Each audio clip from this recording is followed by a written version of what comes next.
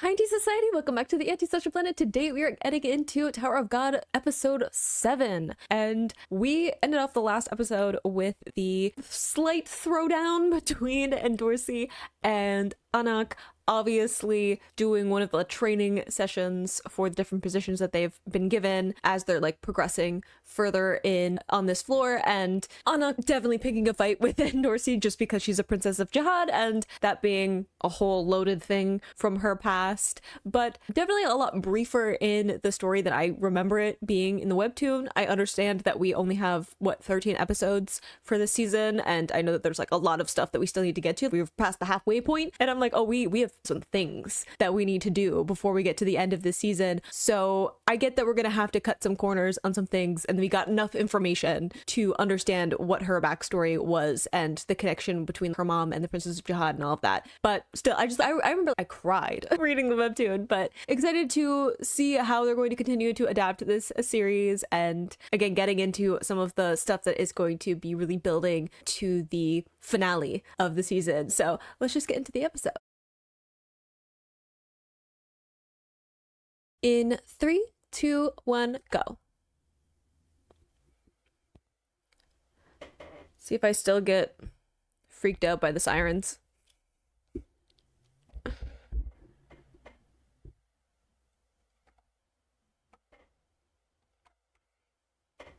Let me turn it up because it's Stray Kids.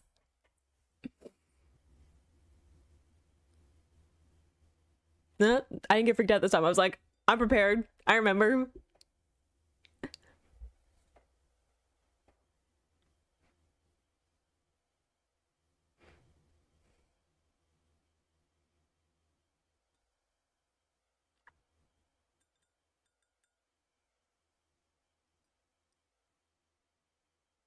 I am interested, like I was talking about before, but like the pacing, you know, just because I think there's so much stuff left in this season.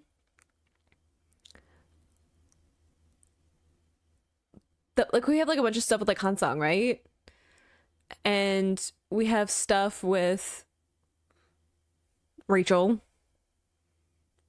We have the whole like underwater thing. We haven't gotten into the whole game that Quant was in charge of. Like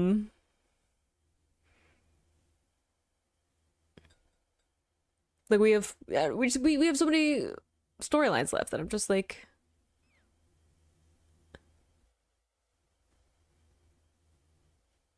they're getting some world building.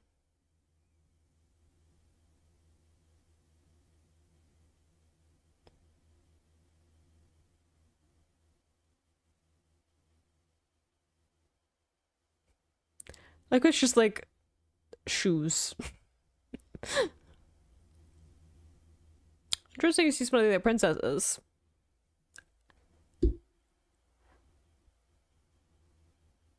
Mm-hmm. And yet, okay, good. We're getting some more backstory.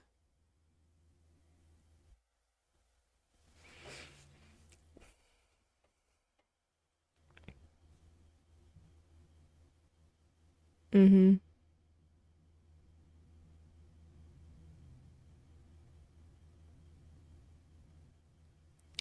Yes, we have an exception to the rule, which I guess didn't turn out well for her. So like, probably not a good marker of encouraging other people in the future. Good contrast though, like the sound design there.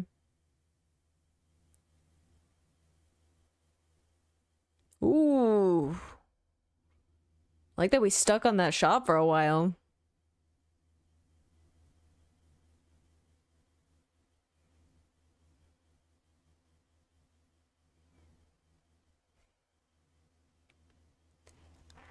A crime or a rebellion?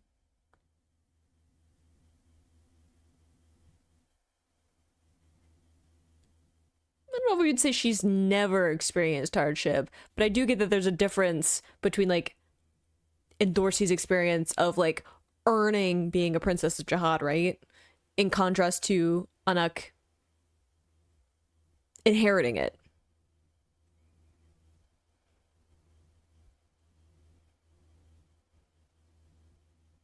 Ooh. I think it's so symbolic that like talking about the princesses being like shoes on display, and then we have Endorsee's shoe break in that moment.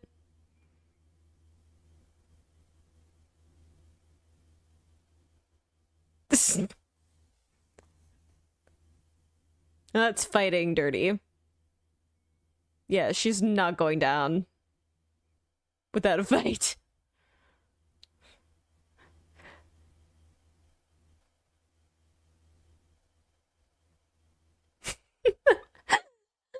The casual way of like, ah, the game's over.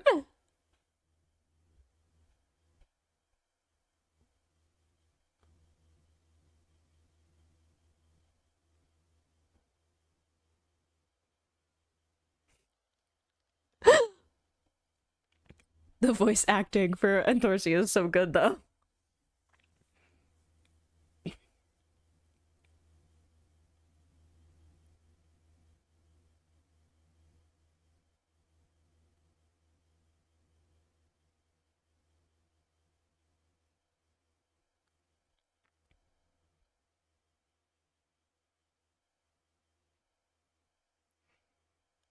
Definitely seemed like there were some moments when she was fighting with her husband.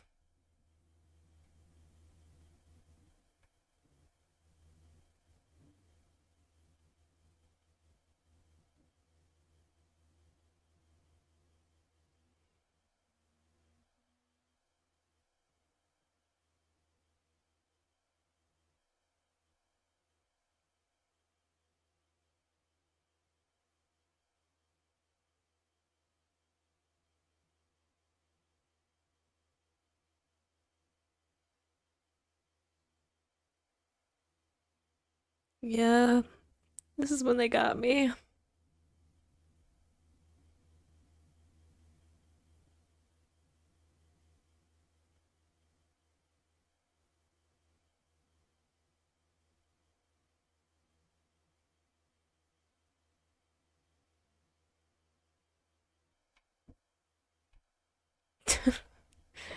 Children logic.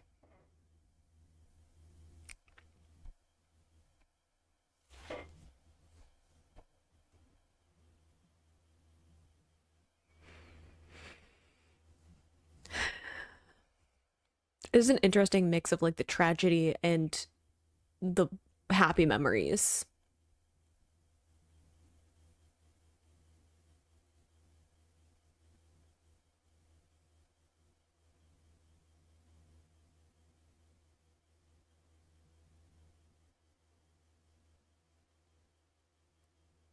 Of course, is the kind of voice we get for you, you betrayer.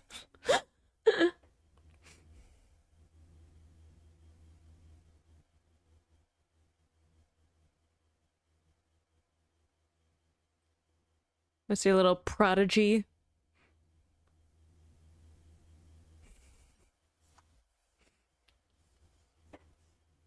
Didn't even break a sweat.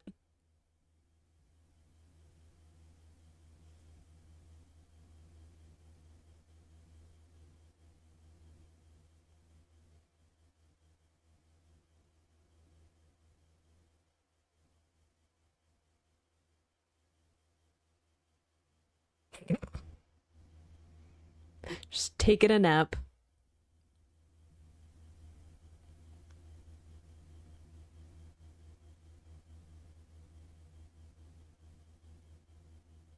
Yeah, because he's a good boy.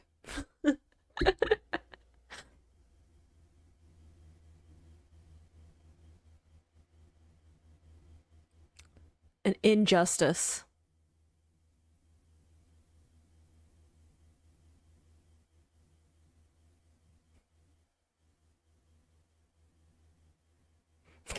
Tainted.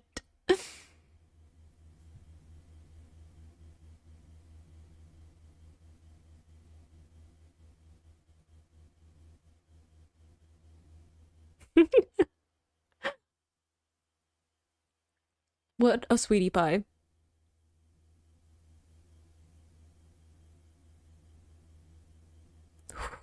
The lighting there, though.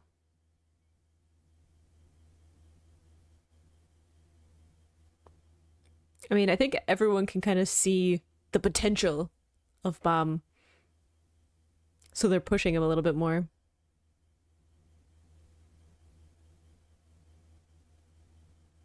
Never trust a smile that has closed eyes. He gets it.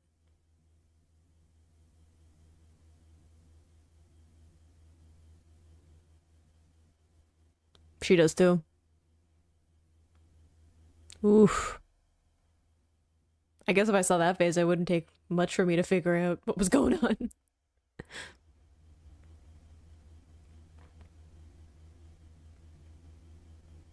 Yep.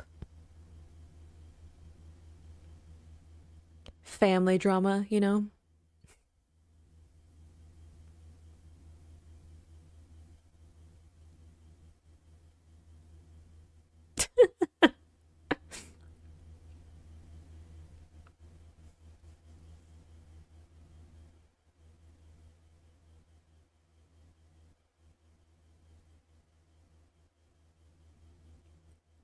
Interesting, given some of the decisions that Kun will make later on.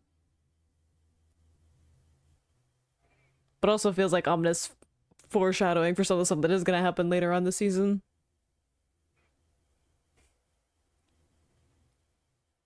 Yeah. So dramatic.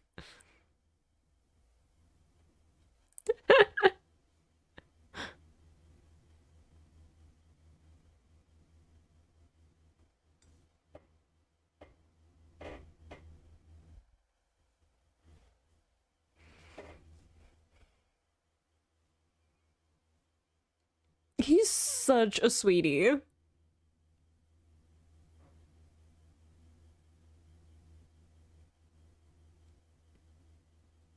Doubt it. Every time you mention Rachel, I'm just like, I get like a twitch in my eye, you know?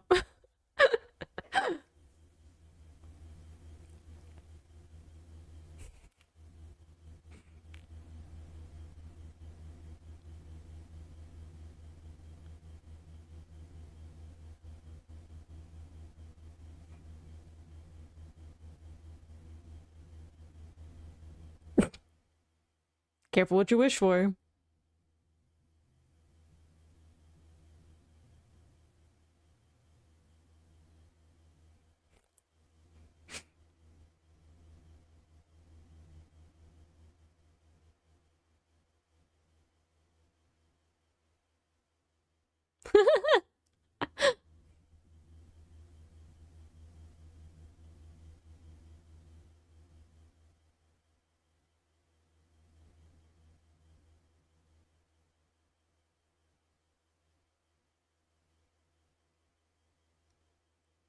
It's a pretty good deal.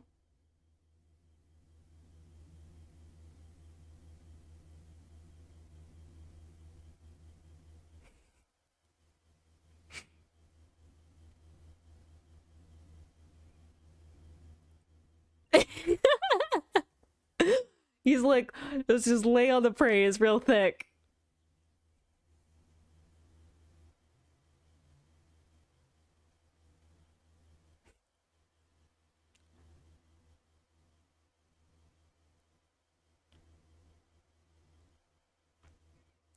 It is a good olive branch. I'd cave too.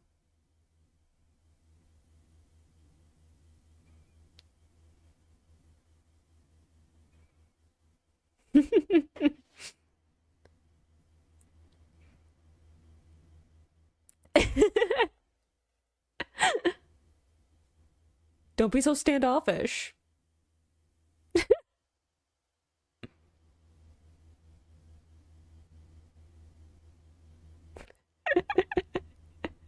Yeah, remember he helped? Don't be so smug, though. What did I just say?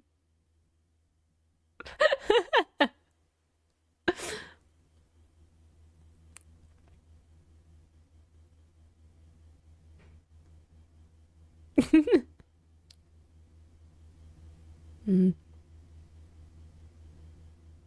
Girl, clean up after. They're not a trash can in your room?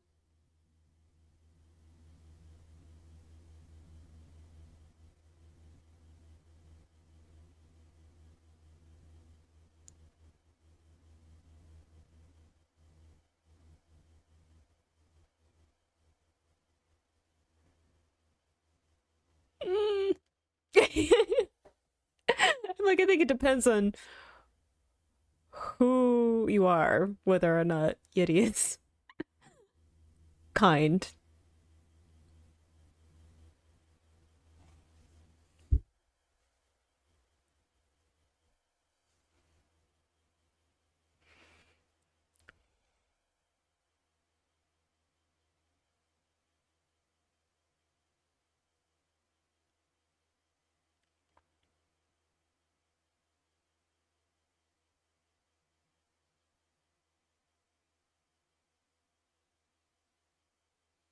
Mm-hmm.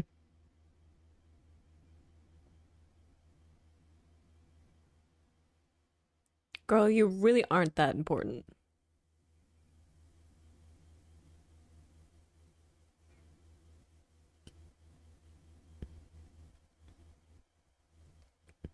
Is it?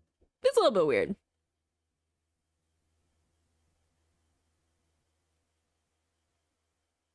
Apparently it is. Not for me to be testy about where I'm at in the webtoon, but I'm testy with her right now.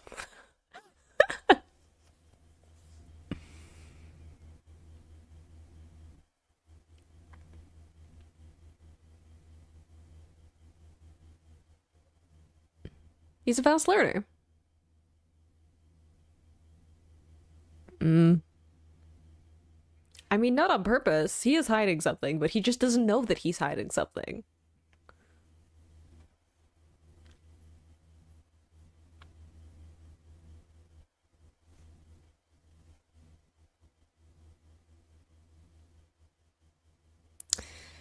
Yeah, we're gonna have to deal with this storyline. Well, that. Yep.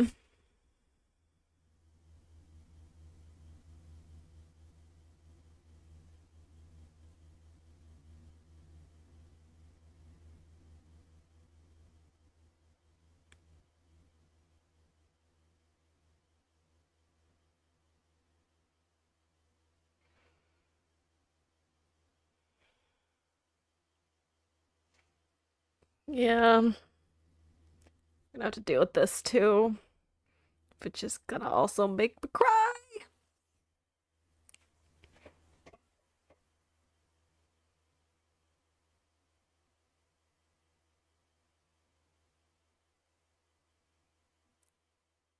The man, the myth, the legend.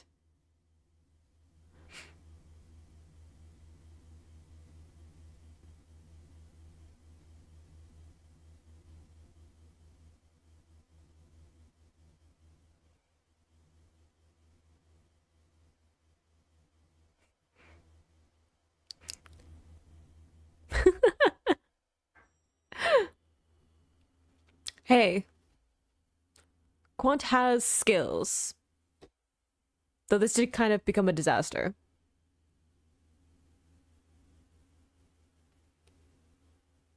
I will say this though, I don't know if I think Lororo's voice fits him.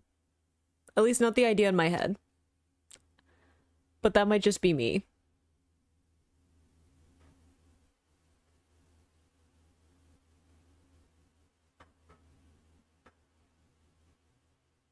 Can you obscure your face like that for a picture? It's supposed to be like an ID? I guess in the tower they might be a little more lax about that. Speaking of myths and legends.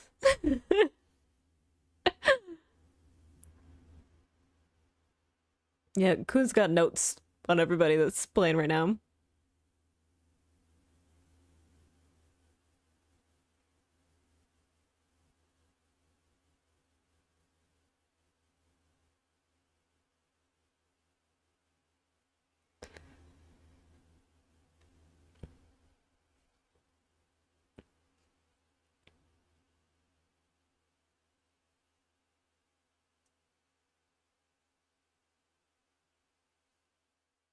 Suddenly everyone's interested again.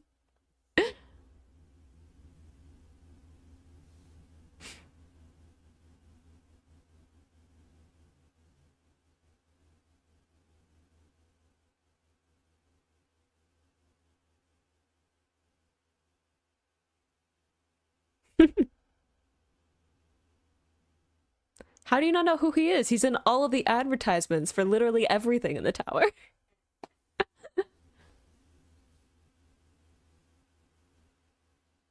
They're like, don't worry, and then you see Laurel look at Hansung.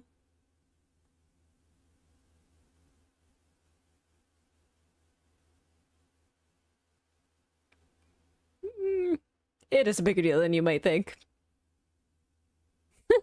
The ultimatum of like, well, if I'm leader, then I gotta plan.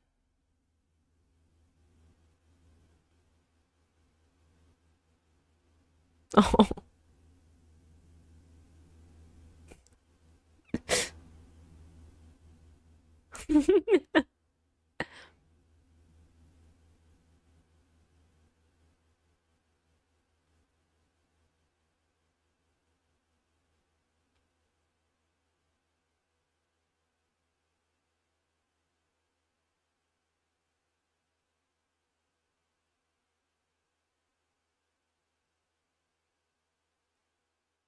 Look at the two minds coming together, though.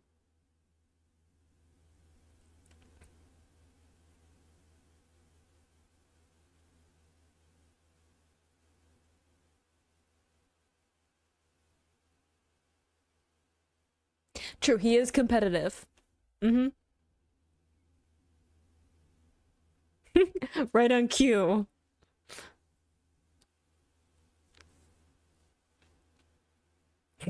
So he just has his hands behind his back.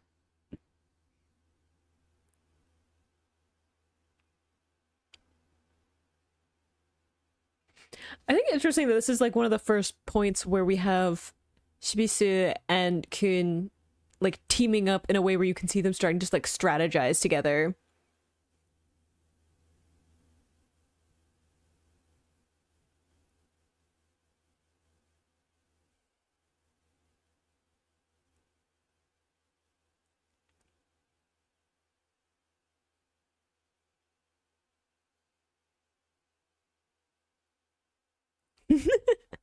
The excitement between them.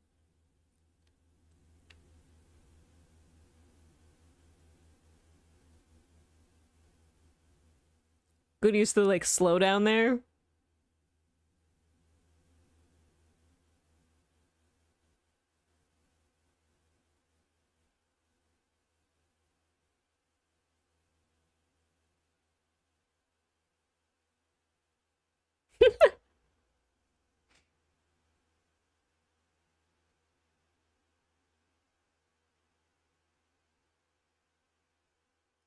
Yeah.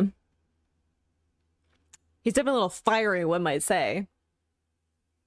Is that what we're ending it? Dang. It was nice that for the first part of the episode that we really got to focus in on the character dynamics and the friendship, have some more comedic moments, because I was like, yeah, we're going to be getting into some things that are going to be a little bit intense. And it's nice to take those happy moments. I always say when I'm reading the webtoon, I'm like, whenever we have a nice, quiet moment and it's just like them being friends, I'm like, I'm gonna milk this a little bit because I know it's not gonna last. I know it's because we're gearing up for them to break my heart, so take what I can get when I can. And I do like the way that they use some of the comedy in it. Again, I've said before about how it feels a little bit like physical slapstick comedy, and I don't know how much that'll translate as the story progresses, but at the moment it really fits with the feeling of the anime and like the story and like how the characters are interacting at this point. But it does make me wonder about how it's going to shift in season 2, especially since I'm pretty sure it's like a different studio that's doing it. So it may shift just because of that, the way that they choose to tell the story once we get into season 2, which I'm gonna have to catch up on. But I forgot that this was the moment when we first get to see Kun and Shibisu actually strategize together, because up to this point they've either been against each other or they haven't really been doing anything that required them to strategize, right? We do have them trying to get Indorsi and Anak to sign the friendship list, but we don't see them really strategizing in a combat situation until this test. And I think it's so interesting to see the two minds together. Who Shibisu is talking to Kun when it's just the two of them he has a very different demeanor to him, which I think is really interesting. I think that Kuhn is one of the few people who gets to see him without the persona, without the mask, and also they're so similar when it really comes down to it. They just have very different ways of presenting themselves externally that I just find it fascinating when we get to see those like one-on-one and we get to see the two minds like working together, which doesn't happen a whole lot, but when it does, I always get really excited because they just bounce off of each other really well. But yeah, excited to get into this with Quant and his craziness and how everything goes down with this particular test. We have lots of things ramping up. As like I was saying, I'm a little bit worried about pacing because I don't know how well they're going to be able to get through everything that needs to happen and what's going to be left behind in that storytelling. But I said the same thing about the first season of Solo Leveling,